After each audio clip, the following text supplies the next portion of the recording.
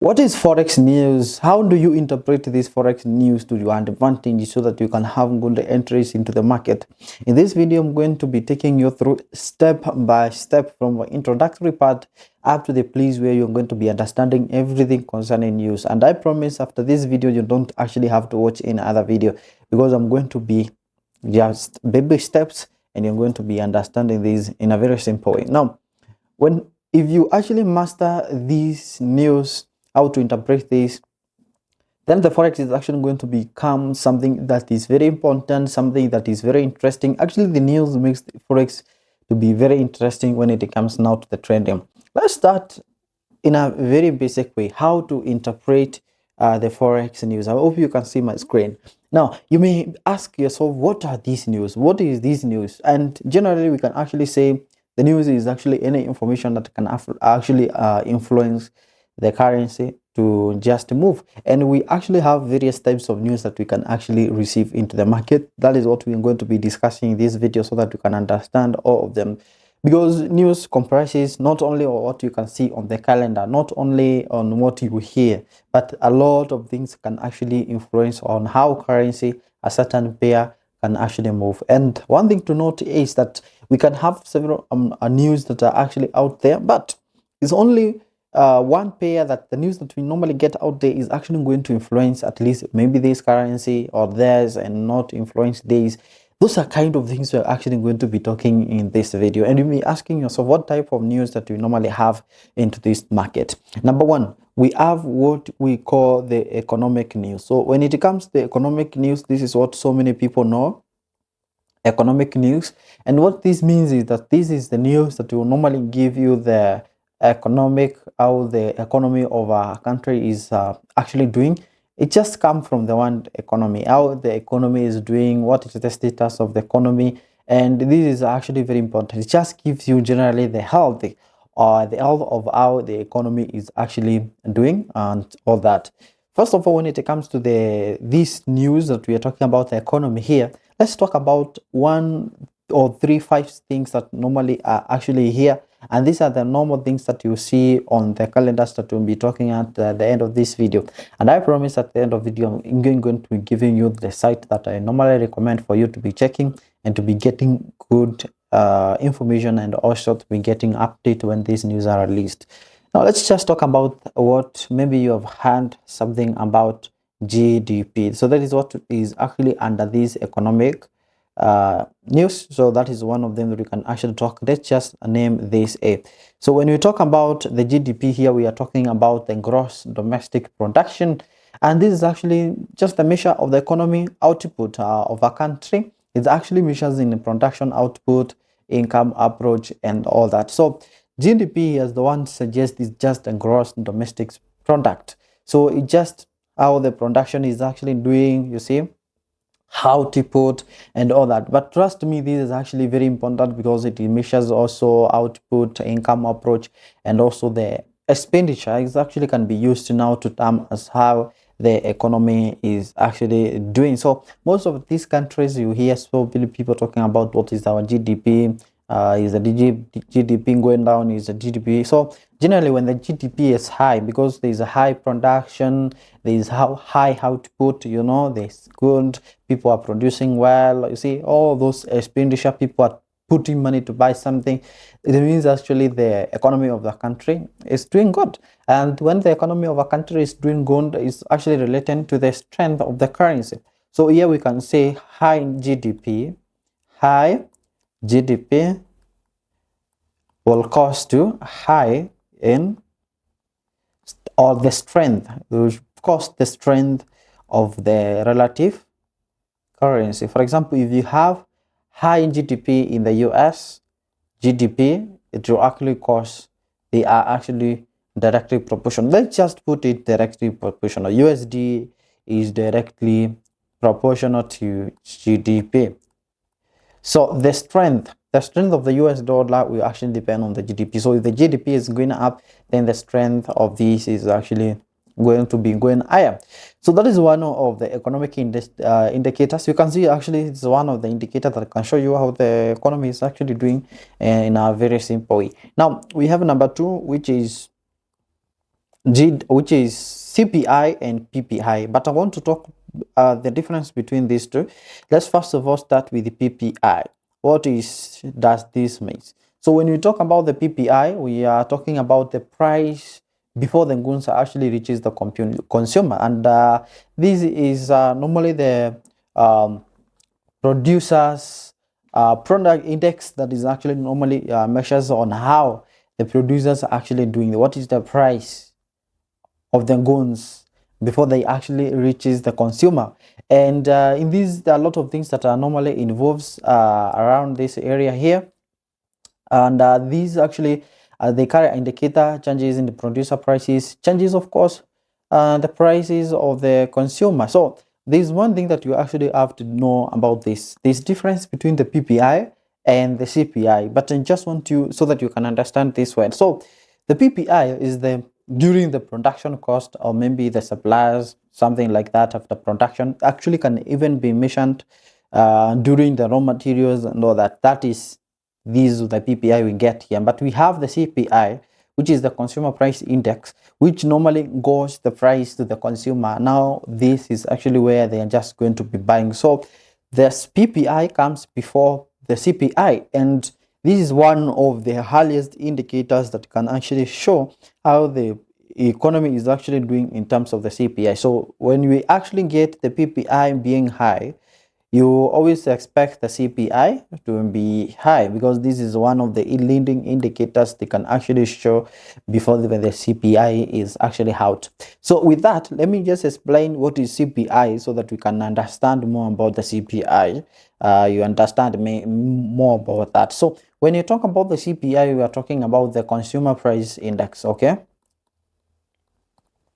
Consumer price index. So what this means is that this is actually normally called inflation. So this is inflation. So when you hear people talking about the inflation is coming up, the inflation is going down, then we are talking about the CPI. Let me explain the CPI in a very simple way that you can understand.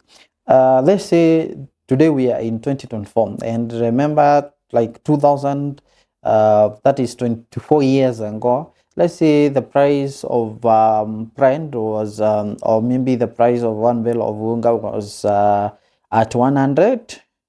It was at 100. I don't know. I don't want to put the in Kenya shilling so that you can actually rate it wherever you are. Let's see, it was at 100.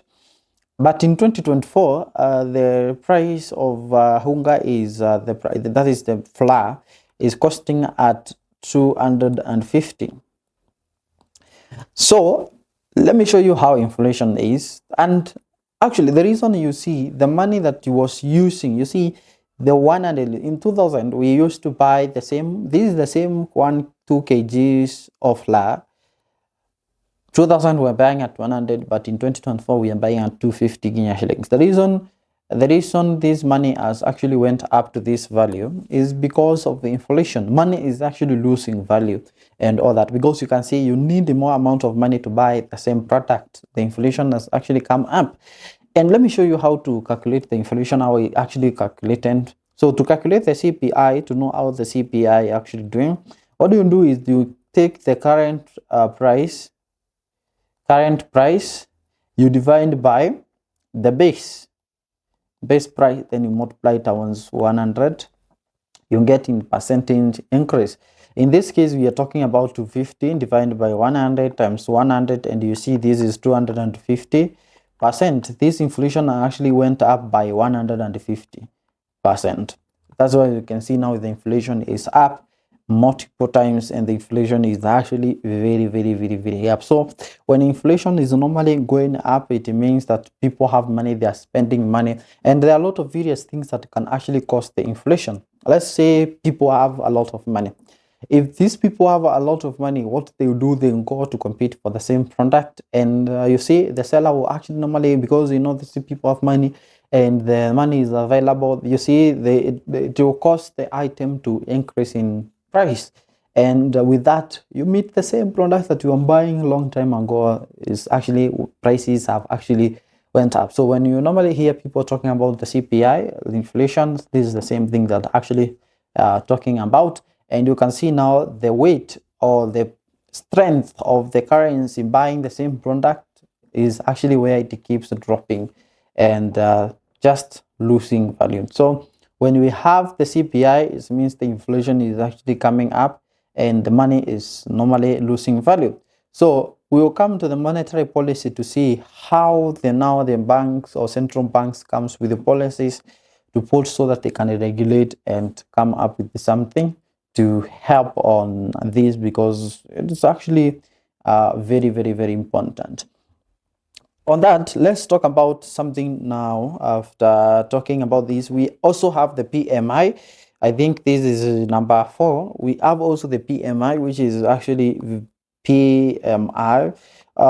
We don't have a lot of things to talk about here, but this is actually a purchasing manager index. Okay, is one of the economic, just to show the purchasing managers to how the purchasing power is, and it's actually to show the health of manufacturing sector and the service sector.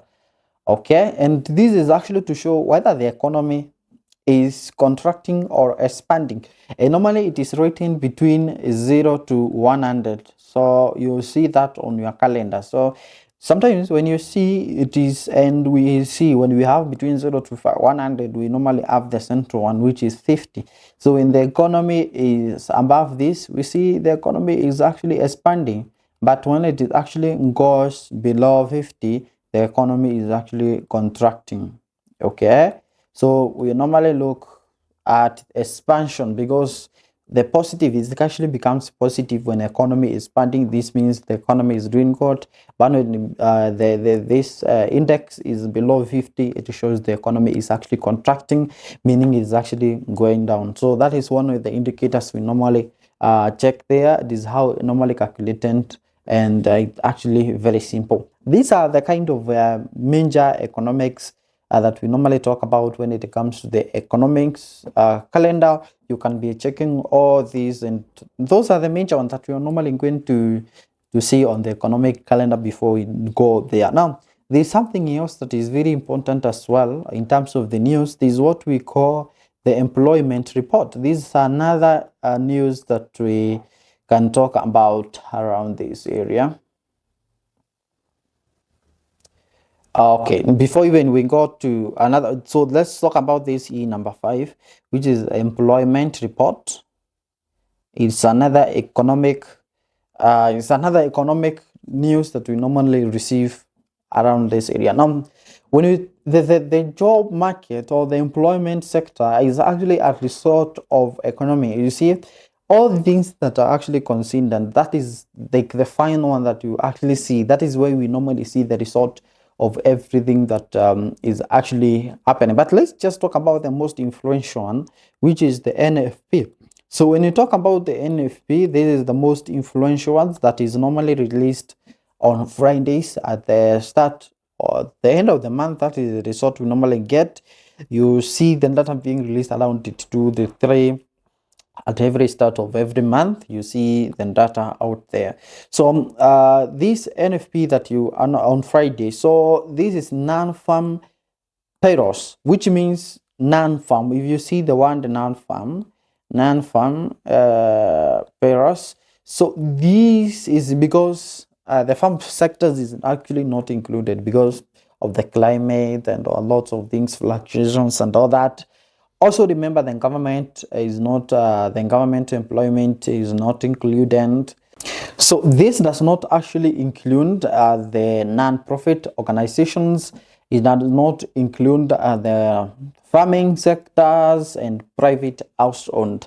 So that is what actually we mean by the NFP, which is actually very important across these areas. So this is very, very, very important, because normally we have this data being released on Friday, and normally you see it printing thousands, or we are going to be seeing later.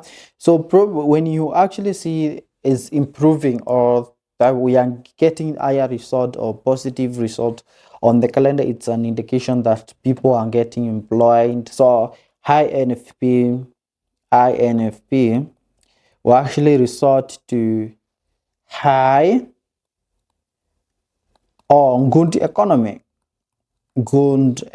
So you see, high economy, when we talk about now this NFP, we are talking about now the economy that is normally doing well, because now people have money and people are getting employed, people have money, they can now purchase. But there's a problem here. There's a problem here when it will actually come to the monetary policy, because is actually how it causes there's a communal economy to do, and there are a lot of factors normally we just to consider on that. So NFP is one of the data that is normally saved, and it's just very simple to just show how the employment sector is actually doing. And when you people employing, the economy is doing good, and when it's low, the economy is actually shrinking, and that is a negative towards the currency that is normally out there. Let's just talk about two things around that area now. We have also what we call now retail sales.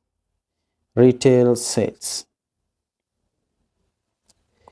Retail sales actually just shows how the consumer are actually doing. It's just to show the pattern on how retail sales are actually doing. And you see, like when the retail sales is actually high, it's just an indication. When the retail sales is high, is actually an indication of good economy. And when you talk about the economy, we are talking about also the strength. We are talking about the currency there.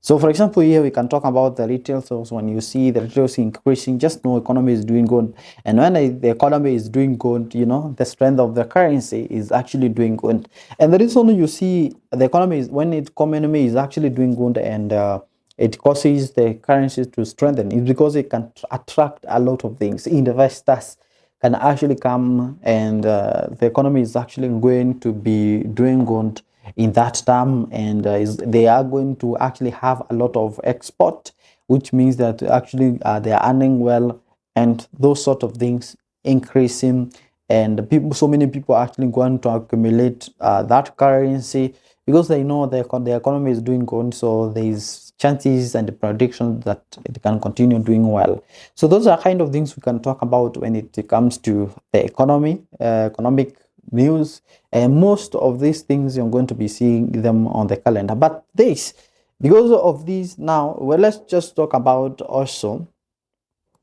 let's talk about the monetary policy news. Monetary policy news. Monetary policy news. So you can see it's about money, it's about controlling the money that is actually of the economy. So this is actually a decision that is mostly taken by the central bank of that nation. And the last time, let's just talk about the major ones that are actually we normally observe in this scenario. For me, I normally look at the Fed. So this is number one. I just look at the Bank of Japan, BOJ. I can just look at ECB, European Central Bank, ECB. So these three are the most followed. So people want to know how they are related, because you see, Fed actually is one of the dollar. We have the dollar that is controlled. We have the JPY, the Bank of Japan. We have euro from the European Central Bank. So these are the most followed, and so many people concentrate on these, including me, because I know when their decision is made, they can actually make good volatility in the market, maybe almost to 360 of the currency pairs that we normally trade out there. So that is something else to note. Now, on these monetary policies that we normally talking about here, we are talking majorly on interest rate. We are talking about the interest rate. I want to show you something very interesting about the interest rate around this area. Now, remember we have talked about the CPI, PPI, and NFP and all that. I want to show you how they are actually related and how these can actually influence all those things. Assume now we have the PPI. Remember we started by the early data that is received to show how the economy is doing, and we have the PPI on the production part. And then if you get this is actually going to cause the CPI to be high. That is the consumer price index. So when we have high consumer price index, then this actually what the central bank is going to do is now going to regulate these, and now we're going to be having where they actually have to come with monetary policy. It's counter policy because they are either going to increase or maybe cut the interest rate depending on how the inflation is. But when we have this I, it causes this to be CPI to be I, and then we can just have I interest rate. Interest rate or interest rate hike. Okay, so we can talk about hiking. Okay,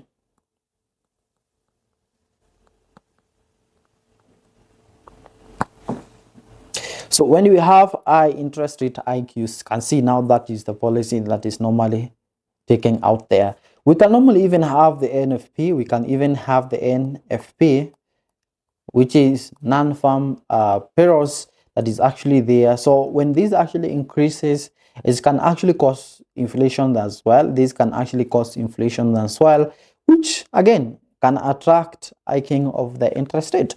So that is actually the end of it. But there's something very important to note here. It's not all about all this information that we got around this area. You know, after the interest rate hike or maybe the cut, there is information that we normally receive from either the chairman of that organizations. In this case, we can talk about Jerome Powell, who is speaking in terms of the Fed, and there is a speech that is normally followed or an interview. So that is the most important part that you actually have to be following to see what is the target.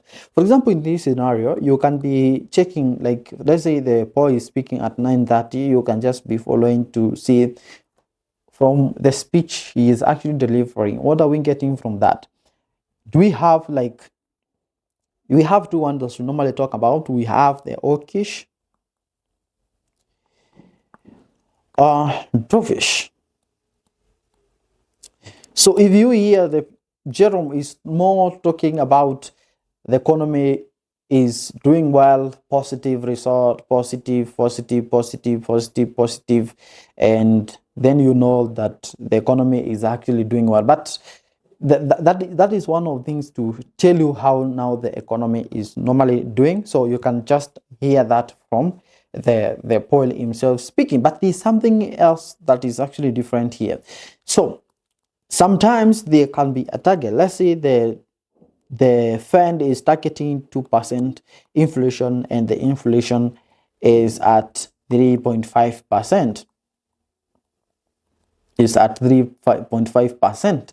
So most of the time you hear that their goal is actually to bring this inflation at 2%. So they will be concentrating on how to just make sure that this actually comes to this zone around that area, and that's why maybe there can be possibilities for the hawkish. That means there can be possibilities for the interest rate hike. They can increase the interest rate so that they can actually bring this inflation all the way down. And let's say their target is actually 2%, and the inflation is starting at 1%. So it's a possibility that their target is already hit, and now if this inflation has already come down, or maybe it has eaten the 2%, what they can now start doing is to cut the interest rate. So that statement normally comes as the dovish. And how does this affect the currency is that when we have the hawkish, that is increasing the interest rate, right? Increasing the interest rate, normally this is positive. It brings strength to the currency. But when you cut the interest rate and we have dovish, the currency becoming weak. So that is the most important thing to note. So the speech that is normally delivered on the interview, you make sure that you actually be knowing what is the focus, what is the interest of these people, what are the target for them, and this is actually going to be helping you so very much.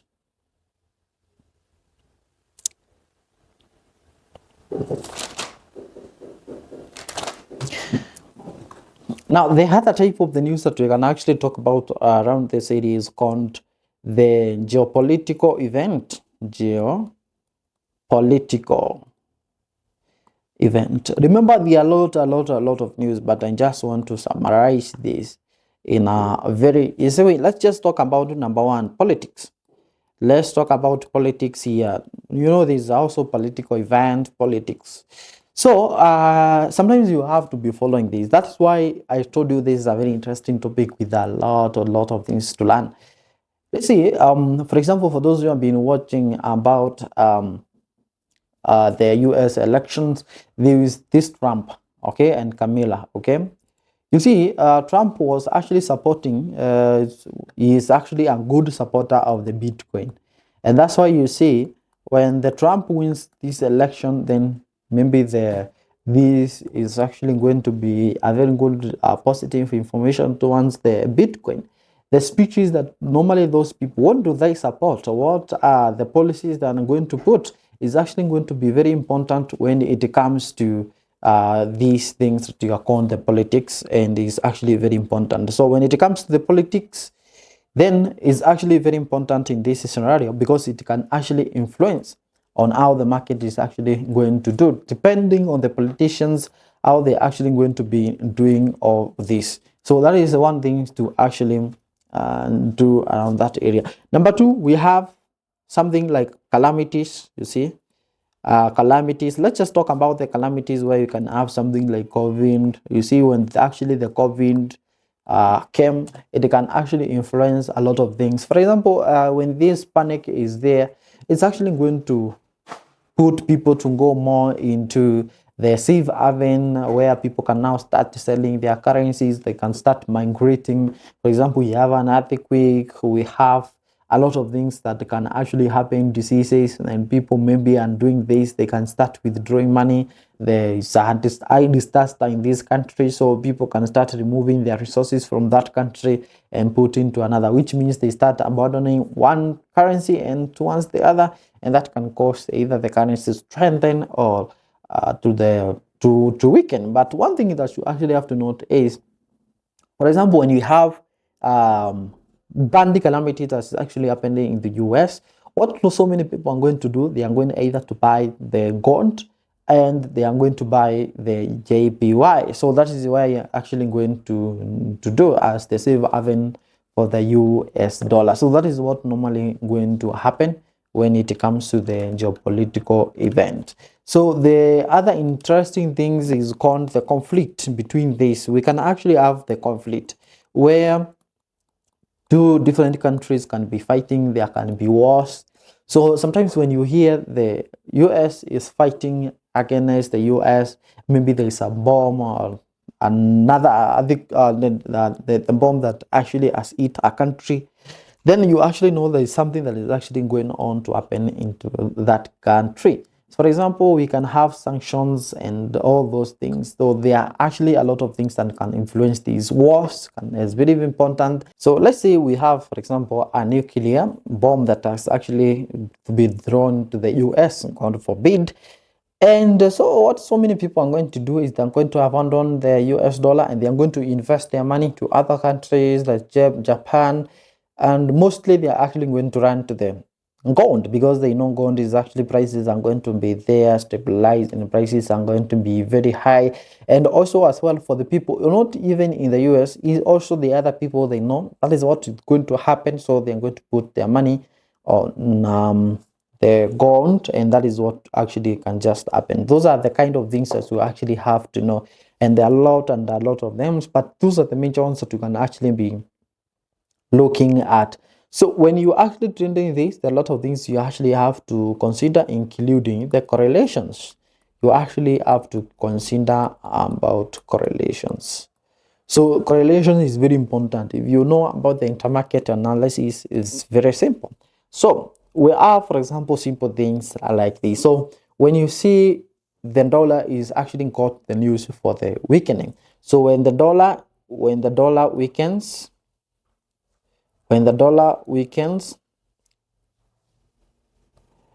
what normally happen is that gold moves up, okay? Gold moves up. So there is a negative relationship between US dollar and the gold. That is one thing that you actually have to know. So for the currencies like Audi and New Zealand dollar, They are actually tied to the gold and oil. Okay, now we have something like Canadian dollar. We have the Canadian dollar. So the price of the Canadian dollar as well is actually tied to the oil.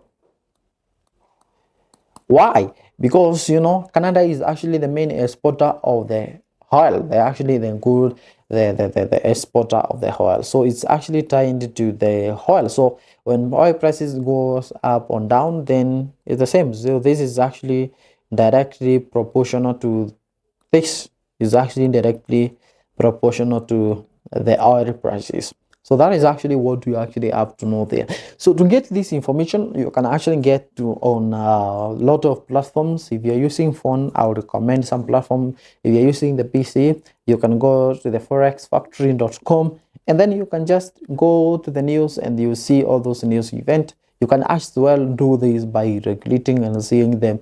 They are actually the minor. There's medium and there's major news that are actually written in rand. You can actually be seeing, when you click those in rand, you're going to be seeing as PMI, interest rate, CPI, PPI, PMI. Those are information that you're actually going to get in rand. Yellow, there are other things that you can actually are there. So the other platform you can actually use, you go to the investing.com. That is another platform that can actually give you the news if you just want to this. And when it comes to the X, for those of you who normally use the X, that is Twitter, you can actually follow something like Forex Live. You're going to be getting live information. You can follow some the Zero Hedge. You're going to be getting good informations as well. So there's something like interest rate and following how the poll is actually speaking. You normally you see when we are talking about the interest rate decisions, and we talked about the speeches and also the interviews that you're going to be following on what you are saying and all that, then you can actually follow that on the Bloomberg. You can go to the YouTube, and when you have these speeches, you can go to the Bloomberg, or maybe Powell speaks, and then you're going to be seeing that interview, and you can just be following in time, and you're going to be getting this information in real time. So the Bloomberg is actually going to be helping you on that. So if you're using the phone, you can actually download an application for the investing.com. You can also download the My FS book. Is actually going to be giving you update on notification on your phone when you actually download them. So you just go to the Play Store or App Store, you download My FX, investing.com, all them, any one that you actually want, and when there is that news, it actually update you instantly, and they'll tell you there's a news, it has been released, this is what and want, and so that you can go to the calendar and see what the information has actually been given. So that is all I think. If you want to get, there are so many questions that I normally received, how to get the instant news when it's actually released. So sometimes they take the time to update on that, but you can check that on the Bloomberg terminal. I think these are free and paid versions. You can go to the Reuters also. You can just get update and quick update when actually released. And when you actually have the interested releases, you don't have actually even to subscribe to this. You can go to the Bloomberg TV. You are going to be seeing that instantly is actually going to be announced live. So those are the kind of the news you can just get to the market, and you can go to the calendar and it's a practice and be practicing to see how this is going to be influencing all this information. There are other information because we have really not discussed about the oil prices, how it can be influenced. Today we have just discussed the major one, that is that can actually influence the market, because we also have the oil. Remember, we also have the commodities. I mean, we also have the stock market that is actually influenced in another way, and we will be talking about that in the part 2. That was just an introductory part to this class, and I wanted to make it very simple for everyone to just understand this. If you love this video, make sure that you subscribe. Make sure actually you subscribe and follow me. If you have any question, let me just know. And if you are waiting for the part 2 of this, so that we can just dive into the deeper part of this, I'll see you in the next one. Bye bye.